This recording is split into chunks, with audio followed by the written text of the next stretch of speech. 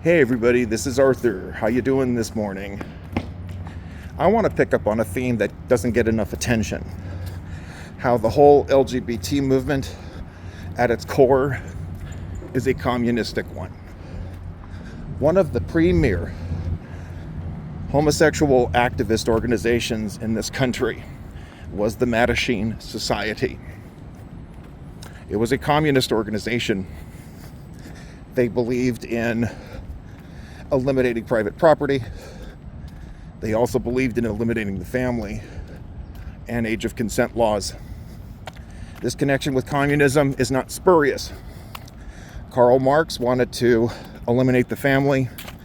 His socialist precursor, Henri de Saint-Simon, also wanted to eliminate the family, as they considered the family an antiquated, oppressive feature of bourgeois society. Now, it's just a quick hop, skip, and a jump until you go from the devolution of the family to the revolution of homosexuality. It is no surprise that you see communistic movements completely invested in promoting two men abusing each other, two women abusing each other, and calling it a civil right. I have seen communistic or videos from the Communist Party of the United States, and you have open LGBT members promoting this evil, destructive ideology, as well as commemorating historical precedents under the banner of communism.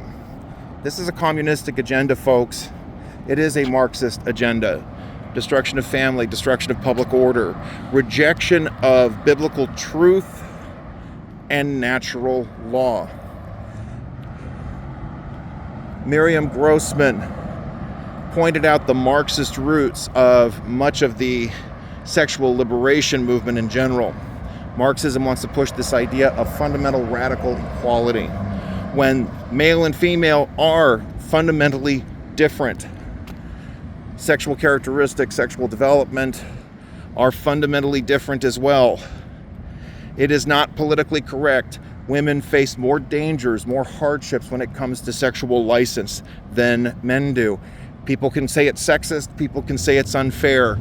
Biology, natural law, public order, it isn't politically correct, but it is biologically, factually, and historically so, that these fundamental differences are recognized. And because communism wants to eliminate those differences as forms of hierarchical oppression, is it any surprise that transgenderism is so fundamentally connected to, attached to, promoted by communism?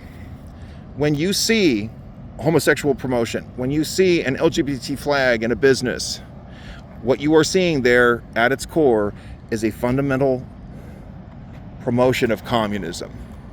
And we need to say no.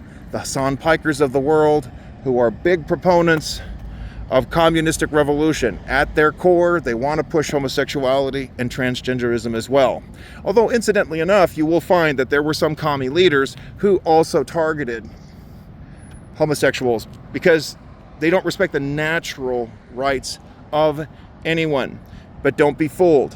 What we see now with the modern cultural Marxist dreck is a massive need to promote perversion and to pervert the public order.